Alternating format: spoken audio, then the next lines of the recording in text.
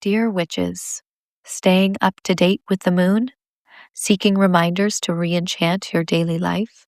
Subscribe to the Modern Witches newsletter for lunar updates and inspiration for working with our personal and collective phases of transformation. Not only do we send out digital spells, astrological insights, and witchy love notes, our newsletter also showcases the incredible magical community that Modern Witches has fostered throughout the years. Have a course or offering you'd like to share with magical babes? Want to share your art with those who will be most touched by its magical themes? Learn more about promoting your work on our newsletter at modernwitches.org/community-marketing. Find the link in show notes. Welcome back to the Modern Witches podcast. I am Casey Zabala, an interdisciplinary witch and one of your hosts. And I am with Karima of the Cosmic Vibe. Hi, everyone. And this is part 2 of our Cancer season series, 2026. And I know we ended last episode with kind of like a bang being an understatement, but I hope that everyone is finding themselves doing whatever grounding you can do during this time. And I will separate those part 1 and part 2 because I feel like part 2 when was kind of helping us Mm-hmm. translating this first part of Cancer season that might have been very heavy for many of us. Right. And we start on July 9 with Venus entering Virgo. And Venus is what we love, where we connect with our value. And that kind of changed the tone a lot for Venus and Leo, which is all about celebration, love story, romance. It's very bold and flamboyant and fiery. And I think Venus has a bad rep in Virgo. We know it's Totally. detriment. It's hard. But it's also because it's not, I love what Mariana once says about planets that are in detriment or at fault. It's because it's not our cultural expectation, meaning Mm. it's not what we expect out of us as a society. And we love much more Venus in Leo than a Venus in Virgo. Because Venus in Leo is bold, it wants to consume, it wants to be seen, it's like feeding through that visibility. Venus in Virgo is totally different. It wants to declutter. It wants to refine. It wants what is pure love, not all the love. It's not about being analytical or everything. It's just being more conscious of your everyday ritual that support your relationship. So love becomes practical, affection becomes like helpful, and beauty become functional for that. It's more in Mm. that lens, but it's like it's misunderstanding because it's also a great time to simplify your life, like streamline routine, declutter, like I said, you space it, refine your budget, organize your schedule. It's not very sexy, but that for me it's very sexy. It's like I think we all need to declutter our life because we're all like full with so many commitment and change and stuff that we need to do and things we need to buy and things we need to do to be seen and all of that. Venus and Virgo kind of like streamline this and kind of refocusing on what value the most for us and how do we spend our energy for that. And like Virgo wants efficiency mostly. It's a sign of efficiency, not productivity. Like Mhm. people sometimes do Virgo is protected, is organized, is aligned, is analytical. Yes, but is most of all efficient. Efficient with his time, efficient with the time that he gives to the people he loves. He wants to be helpful, he wants to be committed. Instead of picking 10 relationships, he's gonna pick 2 profound relationships. Everything this is a Venus in Virgo. So for me, it might be what we need right now. Mm. Yeah, I love that. Venus and Virgo is for sure sexy. Um, And I think it really makes me think about kind of having these kind of like catastrophic events or crises happen. And then with Venus moving out of Leo, which can be more performative, and moving into Virgo, which, I think of as kind of like the like herbalist or the midwife, someone who has like really practical wisdom, like to apply to a situation when there is rupture or there is conflict.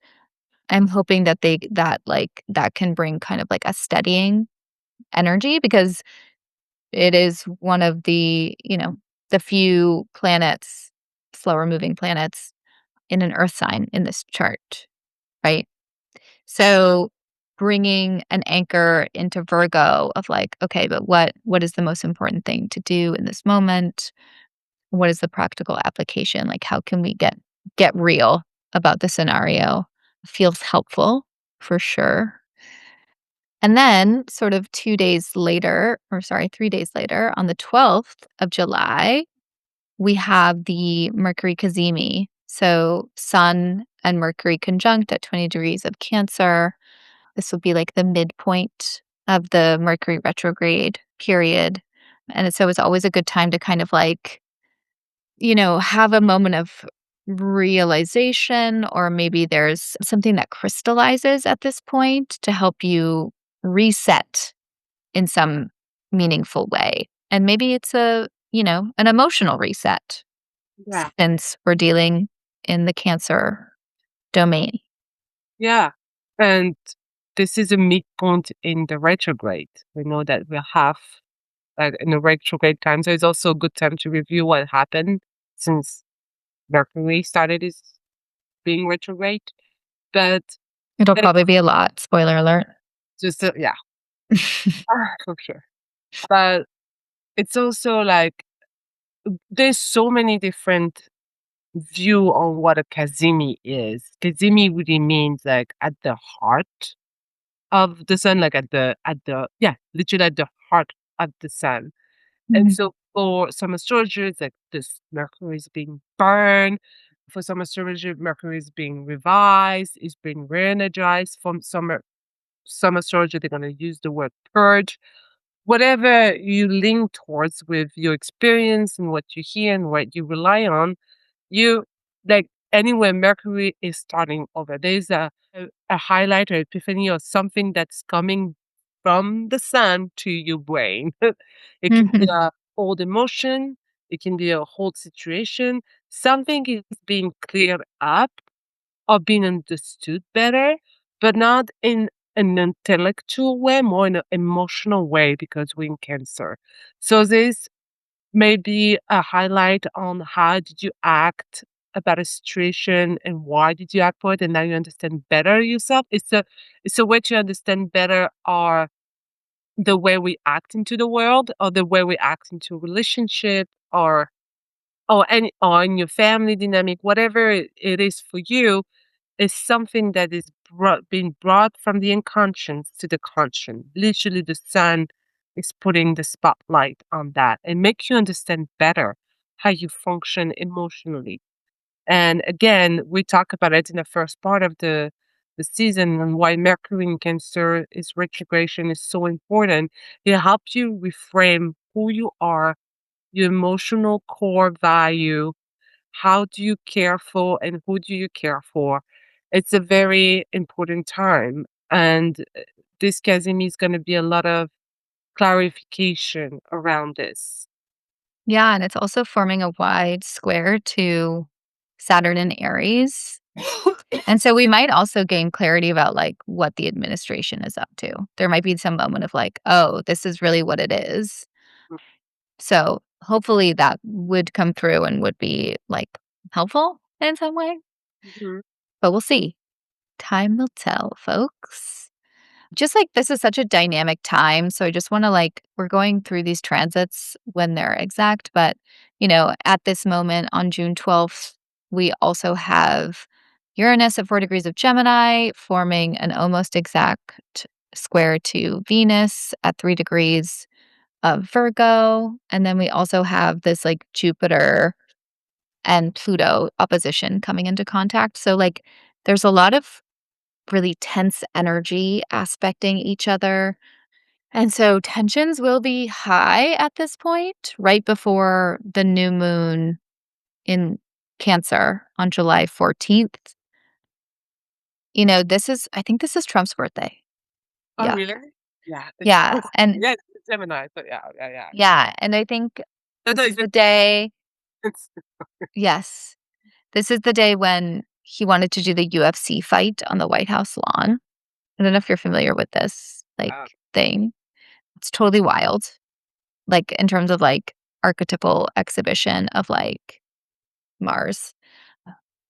But here we are. And so, like, it's just, like, an interesting I feel like the collective is gonna be kind of wild around this point. Lots of, like, spectacle with, like, the Leo or the Jupiter and Leo and Mars and Uranus still happening, Mars, Uranus, and Pluto trining each other. There's, like, all this, like, archetypal resonance that makes this period of time quite intense and overwhelming. yeah, And then this new moon, let me get to the exact I believe it's at 21. I Let's think see. 22 or 21. Yeah, 21. Right? Yeah, I think it's 21. 21 Cancer with Mercury retrograde right there. It's right after the Cazimi point.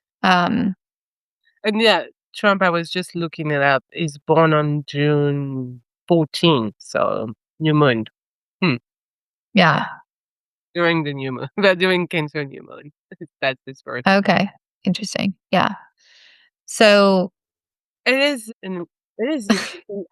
I mean, as always, we know that new moon is like associating with planting seed and setting intention, beginning of a new chapter. There's a lot of that.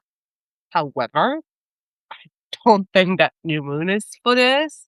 mhm, This one will feel very, very different for many different reasons. But mhm, we have the Mercury still retrograde, not far of this new moon.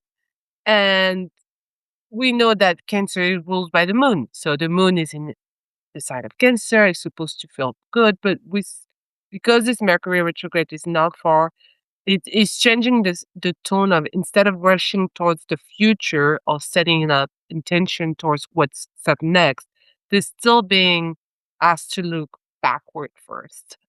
Still being asked to to not plan something new, but to understand your emotional pattern or like to understand yourself better first. There's this little kind of no, like little kind of whisper or guide that say, no, no, still works to do. It still works to do. There's still things to understand before you're jumping. And this new moon is supposed to help you understand a little bit more. Plus, we know, weirdly enough, there's not that much connection with a- any other planet. If you For me, because some people take a very large orbit. I take a very close, short orbit. So I look and I don't see except one, which is the asteroid Medea. And it's very interesting when you talk about asteroid because Medea is known as a sorceress. She's a sorceress. She was deeply in love with, I don't remember if it was a prince or it was someone, but I remember a little bit of the story of her deeply in love and he betrayed her by cheating on her. And mm, so she became a full rageous sorceress with a lot of jealousy and a lot of rage. And there's always that thing with this story that, and when we talk in astrology, is like show how to transform yourself or heal yourself without this rage hitting you or this jealousy hitting you. And so it's very interesting to see it playing out in that new moon is like the resentment of a whole story, something that you have rage towards, something that you may feel anger towards. It's coming mm, up to the surface with Medea and is asking like, how do we want to react to it? Is jealousy, rage, violence is the answer? or like the path towards healing is a total different path. And I think that's going to be the big question of this new moon regarding our personal life, but also the collective and conscience is going to be, I mean, obviously there. So Yeah. Wow, very interesting. I think it's like there's so much like collective rage that has gone unprocessed and like collective rage for so many reasons, but for similar ones in that like I think especially in the so-called United States, there's so many people who have been displaced violently from their land. And then there's also the people who like are like hungry, so hungry for belonging that they're like colonizing and stealing, not just in the so-called United States, but it's like this quest for belonging that is sort of insatiable at this point if you just like look at history. And it might be that's like, oh wow, we really need to like clean up our past, like heal from the past in order to fruitfully move forward, right? Like it can't just all be progress and moving on. It's like, no, it's actually like reparations and apologies and like justice for what has gone down. And maybe that will be seeded at this new moon. But like Karima said, it's a bit of a chaotic one with, Uranus trining trining Jupiter. I mean, I think it's like it feels like such a collective experience that I would just be noticing what arises for you on this new moon, and that's kind of like your key, like your own collective key. Like how are you participating in the collective healing or an evolution? Like what is your area of change that you can like really affect that might become more clear emotionally for you. Because someone said this recently and in a workshop I was teaching, I thought it was really great. It was like, it's like the world will be a lot cleaner if like everyone took care of their side of the street as like a metaphor for like, if everyone just kind of like was doing their healing work, their therapeutic work, like managing their own expectations and not projecting all their bullshit out onto everyone else, like there would be way more harmony. So perhaps that's a like an inroad here is like, how are you cleaning up your side of the street? yeah. Hmm. Yeah, that's a good reminder. Yeah. So a big day. Like that. Maybe I'll pull a card for Yeah, this new moon. shit. Okay. I'm gonna pull a card from my Weird Sisters deck. And for the Cancer new moon on July 14th, give us a tool for how to navigate this time. Okay. Okay. I pulled one of the Weird Sisters, which was what is unfolding. It's like, oh, you're like in the moment of weaving your destiny. So it's highlighting this as like a really important moment to take specific action. So I asked for a little bit more clarity around that, and I pulled the spell for personal power. Oh, I love it. Yeah, so, like, reclaiming your personal power in this moment from the places where maybe that has been taken from you in the past, right? So many things do that to us all the time in our society, so many systemic things, and this is an opportunity for you to be like, "How do I actually, like, root deeper my spells, my power into the matrix so I can, like, grow in power and share that power, hopefully, with other people." Yes, turn to your oracles, my friend. This oracle is great for witches, to be honest. This is the perfect oracle for witches. I just love this one. It's I mean, you made it, I know, but I No, I'm just biased. it's very, very like the vocabulary, the graphic, like everything is meant, for witches. So it's the narration is easy to understand, Mhm, for me. for sure. Thank you, Karina. So I've been pointing out all these transits that are sort of coalescing because they do go exact at the end of the season. So sort of all in a cluster around July 20th. Yep. They're Yep. all together. We have that Jupiter Pluto opposition at 4 degrees. Mhm. happening. We have that Jupiter Neptune trine happening, also 4 degrees, 4 being the emperor in tarot. So, really interesting to kind of like be thinking about like power dynamics at play and how they're showing up, what Yeah. clashes are happening.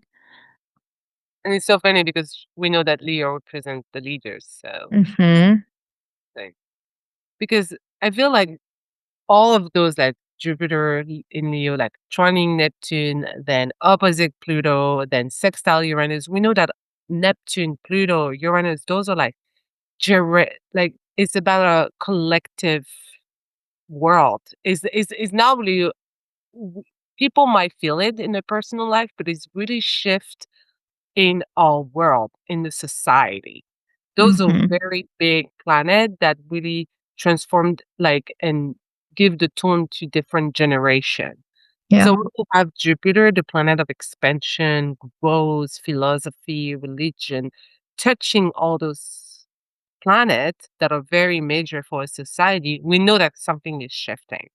Mhm. Know that there is, and like I said, Jupiter in Leo is only every 12 years. So in the time of our life is still pretty unique.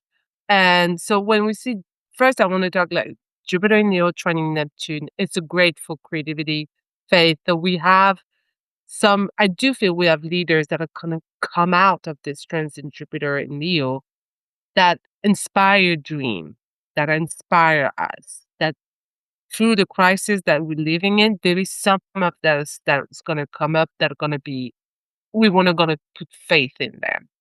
And Mhm. some of our others that we're gonna see the horrific thing that is gonna happen if they get elected or if they come to power. Or some of them are already in power, of course. But this Jupiter doing then the opposition with Pluto, then the sextile to Uranus is for us an opportunity to see the energy and kind of feel what is happening in our leadership, in people in power. This is a highlight, a spotlight in where we can put our faith in and where we're not going to put our faith in. And we as people, because of course there's this big opposition to Pluto in Aquarius, we as people, how we going to organize? How are we going to react? Are we going to be against them? Which I do think a lot of us will be against a lot of different leaders and will rise. Are we gonna create our own power? Are we gonna create our own system? There's a lot about this dynamic between Uranus and Gemini with AI, with all the social media, with those breakthrough energy, with those technology, with the media that is like building up the as a power Mhm. itself. And then there's Pluto in Aquarius, the power of people. Like really, there's Neptune in Aries. What is the dream? What were we gonna do? Who was the dream? What is the vision? Are they like and Jupiter and Leo, the leaders. So it's a dynamic in the sky, and and they're talking to each other.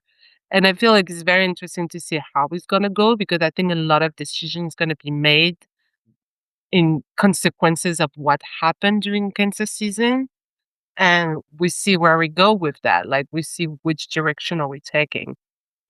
Yeah, that's so real. I'm like, "Oof." Yeah. It's so above the I think that's what's so interesting about this Cancer season. Like, it's this very emotional, watery, reflective, sort of vulnerable sign, but it's packed with, like, these super collective experiences, Yeah. and I think it's like this invitation to really kind of, like, root yourself into that matrix, right? It's like, how do you show up in what role? What role? And I don't want to say it's all bad or all good. You know, it doesn't seem Yeah, totally. like some stuff you like, oh, it's bad. You know, like some transit, Mhm. you're like, oh my God.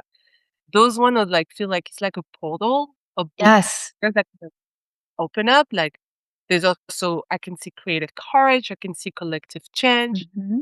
But I think it's very, like, magical. Like, it's so deeply transformational from so many different sides of a picture that I think, we can we talked about this a little bit in our part 1, but, like, sure, you can have anxiety about astrology, and you can have anxiety about living your life, but, like, does it do you any good? Like, I know it happens, and hey, I got anxiety. I'm here with you. But it's like whenever I remember, like, oh, but this is happening. Like, I can't get off the train. I can't stop the train. Like, here we are. We're here experiencing this, and I do believe, we've reincarnated at this time for a very specific purpose and reason. And so this is like a real opportunity for all of us to kind of, like the cards said, like, be in your personal power, like, be in your purpose and your power, and find your way through this moment because it's a potent one. It's a powerful one. It's a very powerful one, and it remind me, like, it's so weird because so many people what you said, like, sorry, I just had a flashback when Trump was elected, and a lot of people were saying, "What the hell is happening? Why are we in that time? What can we do?" Because, in a short period of time, we had so much happen to us, like, Mhm. COVID, war, genocide, and not to us, like me in America, but like in the world, like the Yeah. witness of things downfalling and the suffering of so many. And I'm a nerd. I love Lord of the Ring. This is one of my, Yes. it's just so powerful in so many ways. And that was that say that people were coming back to it during the first Mhm. first book, and is very highlighted in the movie when the Frodo say, I wish it need I wish it wouldn't have happened. I wish I was not born that time. I wish, nothing of this would have happened." And Gandalf, really in his wise manner, is say, "So do I." And I'm just reading it, and I was just, "So do all of us who live to see such a time." But that is not for them to decide. All we have to decide is what to do with the time that is given to us. Right. And I just resonated so much with just what you just said. It was literally, Mhm. it's like, is that Gandalf coming out of Casey? I don't know. It's like, it If feels like, only. and so many people brought that sentence back to life and that moment back to life because people Mm. are so desperate that people say you don't choose the time that you live in, but you can, Oh, what you're doing with it's gonna change. It's gonna be that what is yeah. yeah. And that movie's such a good archetypal representation of, like, facing the shadow, which I believe is really, like, so illustrated in this chart, this moment with these, Yeah. like, Pluto oppositions and trines and sextiles. It's like we have to do something really difficult, but we're supported. Like, there's, like, flow, like, through the trine to Uranus. Uranus is like Prometheus. It's the revolutionary. It's like, and our time to kind of like actually follow the invitation to the underworld so that we can access the knowledge we need in order to like sustain and survive. Like, that's where we are, it feels like archetypally. And Neptune is like the vision or the connection to like the poetry of it, the romance of it, the myth of it. And I think the more of us who can like kind of tap into that frequency, I think it'll be easier to weather Mhm. like the turmoil and the transition. And so that's always my invitation is like find find the way that you face the shadow, find your own edge, your own shadow edge, and try to kind of lean in this moment when the collective is doing like some deeply powerful work together. So, woo! Mm. Solstice really kicks off some Yeah. deep space and time. And so I hope you, I don't know, find a way to like also carve out the things that feel precious to you while we have this Jupiter in Leo, and Leo season will be interesting. Da, da, da. We have eclipse season on the horizon after this, folks. Just a heads up. Just a heads up. Just a heads up. Just a heads up. Well, thank you, Karima. Do you have anything else you want to say before we No, no, end? no. No. This one, the part 2 was way shorter than the part 1, I think, so Yeah, yeah. Hopefully it's more digestible, yeah. folks. We'd love to hear from you, though. Please leave us a comment. Please share this episode with a friend if it resonates. And thank you so much for listening and supporting the podcast. We wouldn't be here if you weren't listening. So thank you. Thank you. And take care. Blessed be.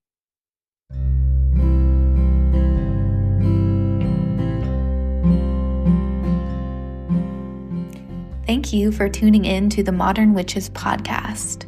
We hope you've been inspired to cultivate your own magic and to craft your own spiritual practices. Let us know what sparked your curiosity by leaving us a comment on this episode or leave us a review. And don't forget to subscribe to the show so that you never miss an episode. Your feedback and engagement truly fills our cups. If you're looking for more ways to gather with your fellow witches, please support our work on Patreon. Learn more at modernwitches.org. Blessed be.